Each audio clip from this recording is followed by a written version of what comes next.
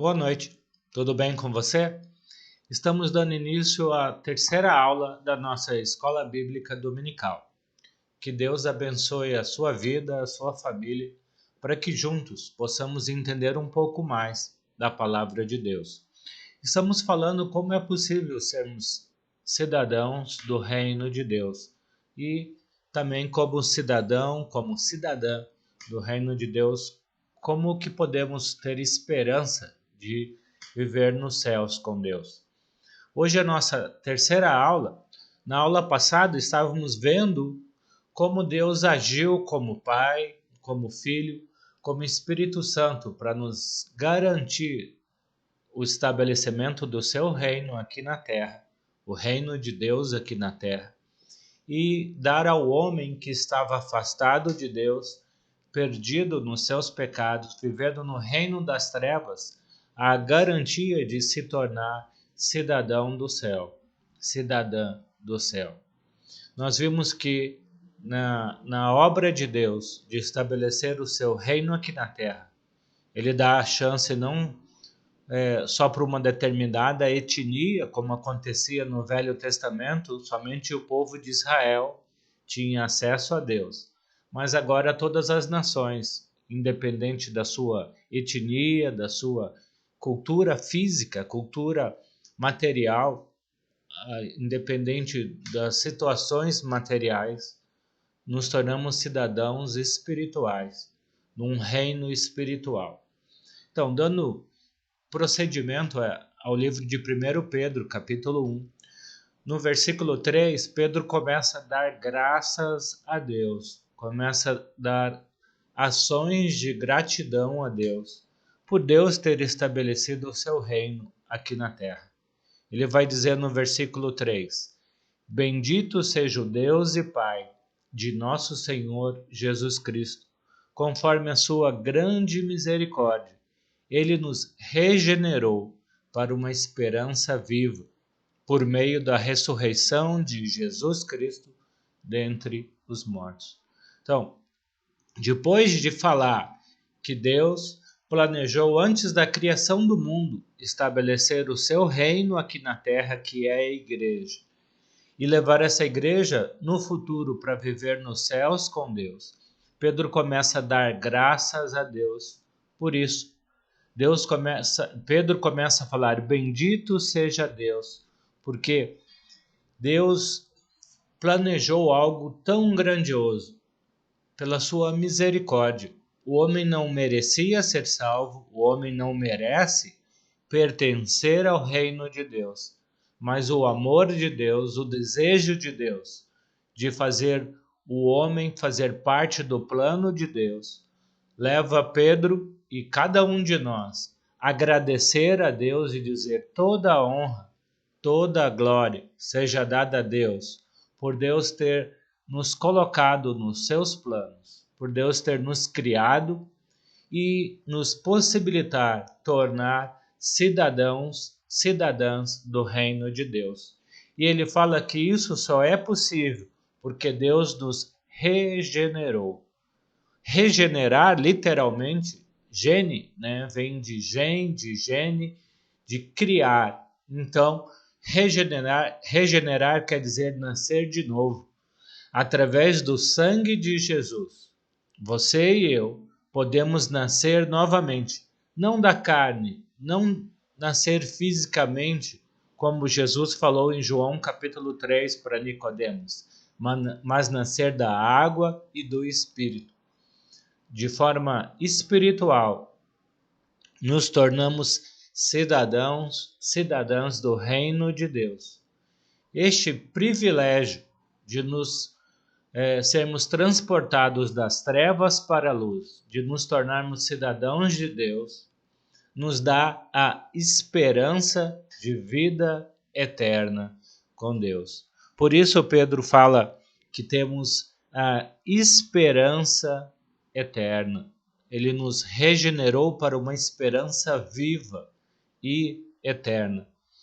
E versículo 4 e 5 ele fala, essa esperança que temos em Deus nos dá a certeza de que iremos receber uma herança que jamais poderá perecer, macular-se, perder o seu valor, herança guardada nos céus para vocês, que mediante a fé são protegidos pelo poder de Deus, até a chegada ou até chegar à salvação que está prestes a ser revelada no último tempo.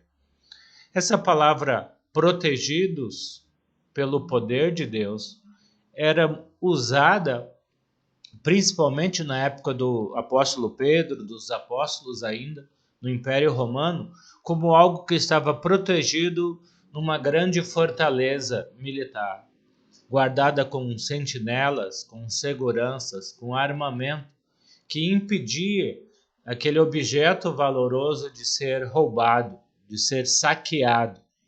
A Bíblia vai falar que a nossa esperança de nos relacionarmos com Deus aqui nesta terra e continuar esse relacionamento até os céus e viver eternamente esse relacionamento nos céus com Deus é algo que está guardado por Deus.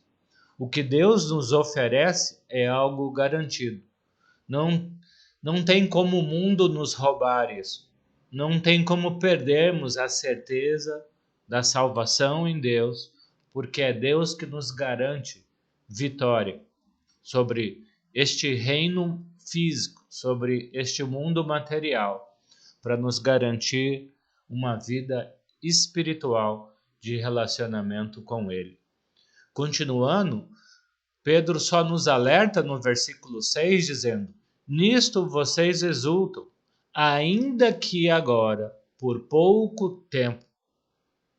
um pouco de tempo, devam ser entristecidos por todo tipo de provação. Pedro vai falar que nós somos cidadãos do reino de Deus, nós pertencemos aos céus, porém, enquanto vivemos ainda neste mundo físico, neste mundo material, nós precisamos ter consciência, ter a mente preparada para entender que vamos passar neste mundo por provações, por dificuldades, por sofrimento, por decepções, por desilusões. Esse mundo não nos pertence. Estamos na contramão desse mundo. Porém, devemos tomar cuidado para não sermos mal interpretados, porque muitas pessoas falam: os cristãos são alienados. Eles não vivem nessa terra. Eles só pensam na vida eterna. A Bíblia está dizendo, Pedro está acabando de nos mostrar que temos a nossa certeza, a nossa segurança, a nossa garantia como um objeto valioso protegido na fortaleza, de que ao partirmos desse mundo estaremos com Deus no céu. Por quê? Porque já começamos esse relacionamento aqui na terra. Não é algo que vai começar no céu, mas já estamos nos relacionando com Deus aqui no reino dele, na igreja, aqui na terra. E esse relacionamento não vai terminar com a morte, vai continuar com a vida espiritual. Porém, temos toda a consciência que, enquanto vivemos nesse mundo físico, nesse mundo limitado, nesse mundo que o pecado ainda existe e nos aflige, realmente vamos viver esse mundo como precisamos viver. Como cidadãos dos céus, estamos ainda na terra e nós vamos cuidar da nossa família, nós vamos trabalhar, nós vamos nos sustentar, nós vamos planejar, melhorar financeiramente, cuidar da nossa saúde física. Vamos viver esse mundo. Nós não somos extraterrestres aqui. Somos discípulos e discípulas de Jesus. Nós vivemos nesse mundo com a certeza, com a convicção de que um dia vamos estar com Deus nos céus, mas sabendo que vivemos esse mundo, estamos nesse mundo, e neste mundo estamos sujeitos a sofrimentos, decepções, provações, muitas vezes causadas pelo nosso próprio erro, pelas nossas escolhas equivocadas. Mas a Bíblia vai dizer, o apóstolo Pedro vai falar, que mesmo você fazendo tudo certo, mesmo você estando no centro da vontade de Deus, é possível sofrermos, porque faz parte da nossa provação. Temos toda a segurança em Deus, que no futuro seremos levados para nossa pátria celestial. Porém, neste mundo, que somos estrangeiros, peregrinos, iremos passar por provações e tentações. Podemos encontrar essas mesmas ideias do livro de Tiago, capítulo 1, versículos 2 a 4, mostrando que a provação, as dificuldades desse mundo, muitas vezes nos ajudam a focar os nossos olhos no céu, dependendo de Deus, entendendo que em Deus está a nossa segurança, o nosso refúgio.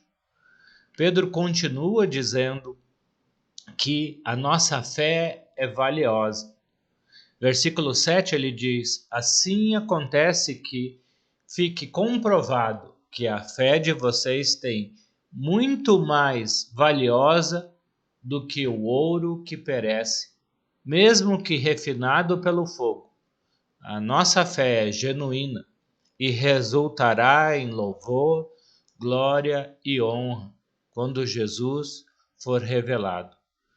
Então, Pedro fala para você e para mim que enquanto estamos vivendo as limitações e dificuldades desse mundo, vamos viver as coisas que estão ao nosso redor, sem viver uma vida de utopia, achando que nós podemos nos segurar que esse mundo tem algo melhor para nos oferecer do que o mundo por vir. Isso não é verdade. Por outro lado, podemos ter a certeza de que a nossa fé vale mais do que o ouro e a prata desse mundo.